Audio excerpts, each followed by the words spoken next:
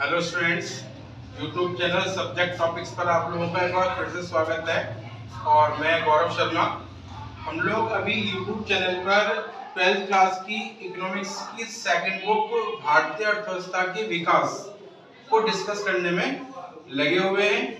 और लगातार मैं आपको पर डे नए नए क्वेश्चंस की वीडियोस बना के भेज रहा हूँ, जो कि चैप्टर वाइज और उसके सीरियल वाइज क्वेश्चंस और उसके आंसर्स में आप लोगों को प्रोवाइड लिख करके कर रहा हूँ। साथ में ही मैं आप लोगों को उसका एक्सप्लेनेशन भी दे रहा हूँ। इस तरीके से आप लोग इसको अच्छी तरीके से समझ भी सकते हो, और अगर आपको कोई बात डाउट लग रही है तो आप उसको पूछ सकते हो। यहाँ पर क्वेश्चन ये आता है कि डाउट होता क्या है, क्वेश्चंस का जो आंसर है उसमें क्या डाउट होता है, या फिर क्वेश्चन में क्या डाउट होता है। क्वेश्चन में डाउट का अर्थ होता है कि हम लोगों को क्वेश्चन समझ में नहीं आ रहा इस बात को लेकर के कि हम उसका आंसर जो है वो किस तरीके से लिखें, या हम उसका आंसर में लिखें क्या। तो होता यह है कि किसी क्वेश्चन का आंसर कैसे लिखें, या क्वेश्चंस का आंसर हमारे हिसाब से क्या होगा। कभी कभी एग्जामिनर क्वेश्चन को इस तरीके से डिजाइन करके देता है कि आप लोगों को उसका आंसर आता होगा, लेकिन आप क्वेश्चन को समझ नहीं पा रहे। यही होता है डाउट। डाउट का अर्थ होता है कि हमको चीजें आ रही हैं लेकिन हम उस चीज को समझ नहीं पा रहे हैं। तो मेरा उद्देश्य आप लोगों को प्रश्नों को समझा के उसका आंसर समझाते हुए आप लोगों को ये भी बताना होता है कि क्वेश्चन को किस तरीके से आपसे पूछ सकता है और उसका आंसर आप क्या रखोगे। आप लोग आंसर को लर्न या स्टडी करते समय एक बात का ध्यान रखना है कि इकोनॉमिक्स का जो पेपर होता है या इकोनॉमिक्स जो सब्जेक्ट है, ये एक ऐसा सब्जेक्ट है जिसमें आप अपनी तरफ से सामान्य बातें नहीं लिख सकते। आप लोगों को अगर पेपर में अच्छे मार्क्स लाने हैं तो आप लोग सामान्य बातें नहीं लिख सकते। आप लोगों को इकोनॉमिक्स की भाषा का ही पालन करना होगा, इसी भाषा में ही आपको जवाब देना होगा। तो इसलिए मैं आप लोगों को ये बार बार रिपीट करके क्वेश्चन समझाता हूं, ताकि आप लोग उसको रिपीट जब किया जाएगा तो अच्छे से उसकी भाषा पे अपनी आपकी पकड़ मजबूत हो जाए। आप लोग बार बार वीडियो को सुने, ये मैं आप लोगों से इसलिए कहता हूं ताकि आप लोगों की भाषा पे पकड़ हो जाए।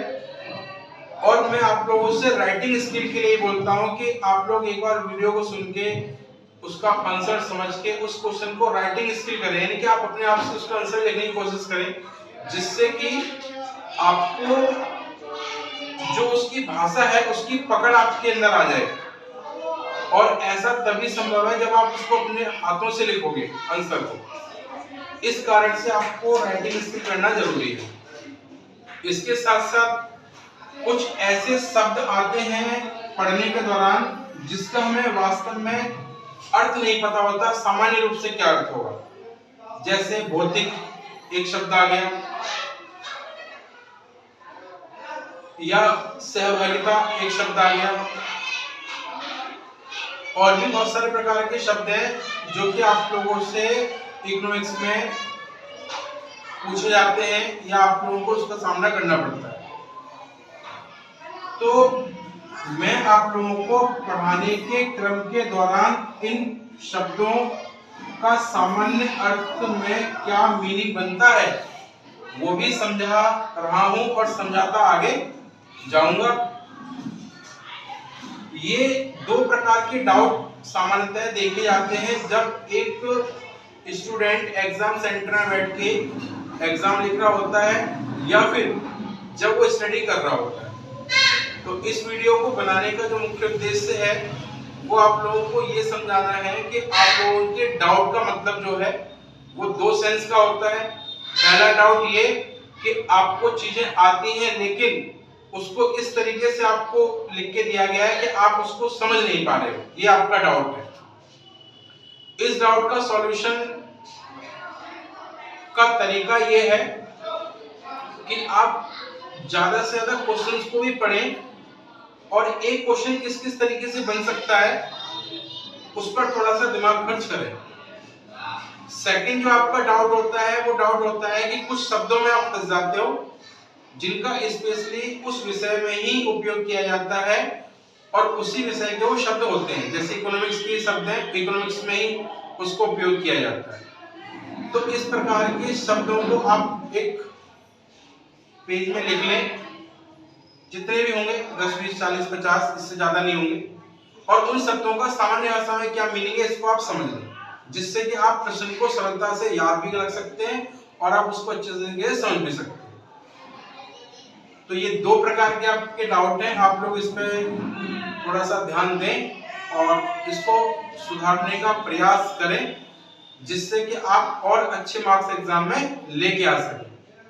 बस यही मेरी आप लोगों के साथ चर्चा थी और मेरी शुभकामनाएं आप लोगों के साथ है कि आप लोग बेहतर से बेहतर रिजल्ट लेके आए और मैं आप लोगों को सब्जेक्ट टॉपिक चैनल के माध्यम से कुछ आप लोगों की मदद कर सकूं। यही मेरा आप लोगों के लिए योगदान होगा और आप लोगों का यही मेरे लिए प्यार होगा कि आप लोग मेरे इस चैनल को आगे ज्यादा से ज्यादा बढ़ाने का प्रयास करें और मेरी सपोर्ट करें।